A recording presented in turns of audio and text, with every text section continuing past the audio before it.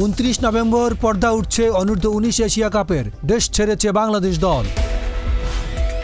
অনূর্ধ্ব-19 Asia কাপে অংশ নিতে সংযুক্ত আরব আমিরাতের উদ্দেশ্যে রোববার দেশ ছেড়েছে বাংলাদেশ দল। ওয়ানডে ফরম্যাটের এই টুর্নামেন্টের জন্য আজিজুল হাকিম তামিমকে অধিনায়ক করে আগেই 14 সদস্যের স্কোয়াড ঘোষণা করেছে বাংলাদেশ।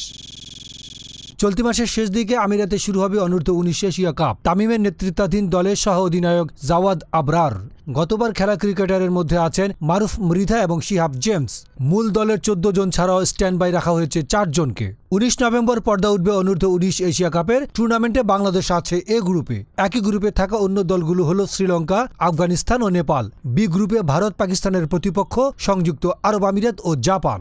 এবারে বাংলাদেশের অনূর্ধ্ব-19 দলে রয়েছেন জাওয়াদ আবরার সহ অধিনায়ক, রিফাত বেগ, আজিজুল হাকিম তামিম সহ অধিনায়ক, সামিউল বশির রাতুল, দেবাশিস সরকার দেবা, রিজান হোসেন, আল ফাহাদ, ইকবাল হাসান ইমন, রাফিউজ্জামান রাফি, ফরিদ হাসান ফয়সাল, মারুফ মৃধা, শিহাব জেমস, আশরাফুজ্জামান বরেণ্য ও সাদ ইসলাম রাজিন। এছাড়াও স্ট্যান্ড বাই কালাম সিদ্দিকী, শাহরিয়ার আজমির, ইয়াসির আরাফাত ও সঞ্জিদ মজুমদার রয়েছেন।